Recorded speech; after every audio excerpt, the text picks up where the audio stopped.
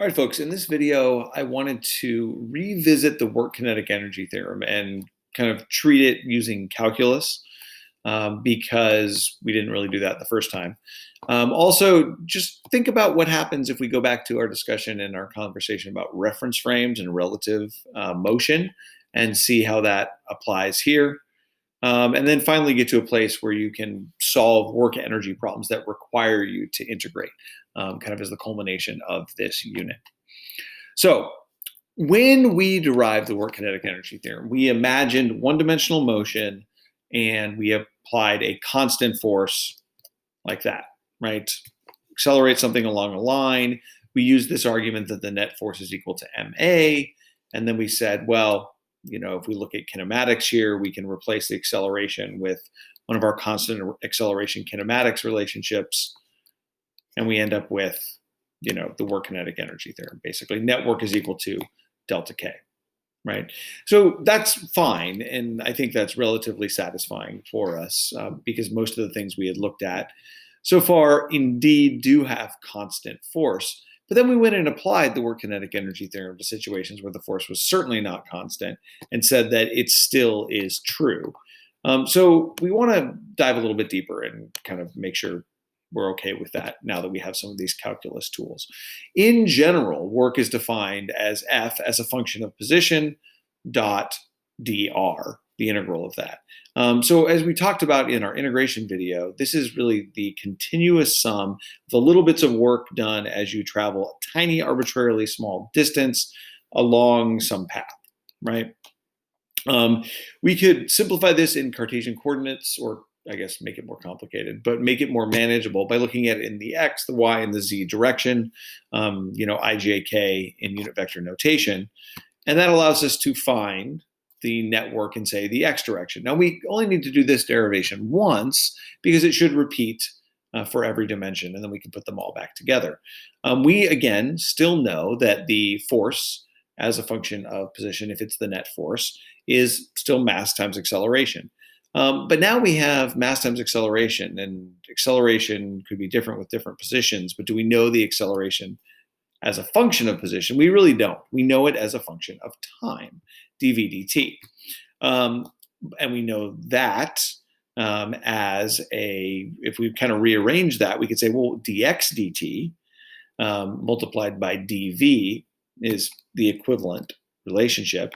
But of course, dx dt is the velocity. And now we are integrating mass times velocity with respect to velocity, something we can do.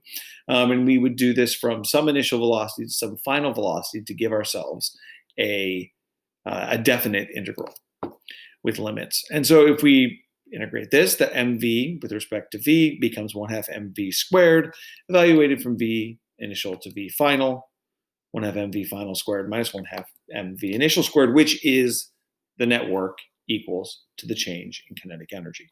So right, we get there again, and then we can say that this is true, right, regardless of if the acceleration was constant. There's nothing in this that claimed that it was anymore. It could still be a function of time. And so if we go back to kind of the next step, which was that, well, once we understand work, we started to define these terms like spring potential and gravitational potential energy, where work by conservative forces gave us a potential energy term, right? So there are really two ways to say the exact same thing. We could either say we have kinetic energy plus the various potential energies plus work done by non-conservative forces, which could be positive or negative, equals the kinetic plus potential at the end. Or you could say, by rearranging these, the change in gravitational potential energy, negative of it, the negative change in spring potential energy, the work non-conservative equals to the change in kinetic energy. And as we learn from our potential energy curve graph, the change in gravitational potential energy is related to, if you were to take the derivative of that, the negative one, you would get the force. So this has to do with the work done by gravitational force and then the negative of it, which makes sense, right? Because you work against gravity or against the spring to store energy. And that ultimately then means that the work done by conservative forces plus the work done by non-conservative forces is the net work, and that is equal to the change in kinetic energy. So the same result. The other thing I wanted to point out is that if you are talking about different reference frames, so here we have Steve standing on a balcony, right? Steve is apparently made out of strangely shaded orbs and, lines, but it doesn't really matter.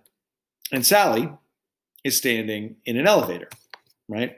Moving up at a constant speed in an elevator. So what would they measure? What would they see when it comes to work and kinetic energy? Well, Sally would see a constant, if this is a constant velocity, Sally would assume what? Well, Sally would assume that she's holding this book, applying a force to keep it moving, to keep it there, and being at rest, right? Steve says the book has a kinetic energy of 1/2 mv squared. Sally says the book has 0 kinetic energy because to her, it's at rest. So the kinetic energy will depend on your reference frame because of relative velocity, right? They'll measure different velocities, they'll get different things. However, if we look at the forces, applied force, force of gravity, Steve says, well, the applied force does positive work and the gravitational force does negative work. Sally says, there's delta R equals 0, so no work is done. And they come to the same result when it comes to net work. And work, right, Sally says is none at all. Steve says there's positive by one force, negative by another. So you would calculate different amounts of work for each force. But the net work is going to be 0 and delta K is 0, right? Steve saw positive work and negative work for a net of 0. Steve also says, well, it's constant velocity. The kinetic energy doesn't change. Sally says, well, there was no work done by either force, so the net work is 0, and I'm not moving, therefore the kinetic energy is 0 now and later, so no change. And so they get the same result, even though they got different values for the intermediate steps. And this works for more complicated scenarios as well, but that's what we have. Net work equals delta K is always true, which is nice.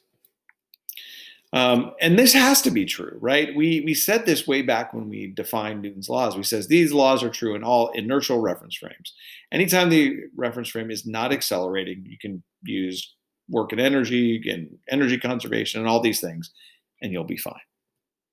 So one of the last things I wanted to kind of point out is what we've gotten from the AP equation sheet. These are the pieces of information you have. There are a couple things that are not on this equation sheet in their form that we've been using them. The net force equals negative change in potential energy over position. That potential energy curve piece, which is really useful, but it's not explicitly on the equation sheet. And mostly because it's really the work is equal to the integral of F dot dr. It's really just the opposite direction of that. So they kind of leave it out. And the work net is equal to delta K. It's incredibly useful, but it's basically expected that it's a thing and you'll also notice there's no conservation of energy equation listed on this sheet. So those things, because they are the fundamental idea of conservation of energy, don't really show up. All right, well, that's that as a little recap and kind of a revisit of work and kinetic energy. Hope that helps as you finish up this unit.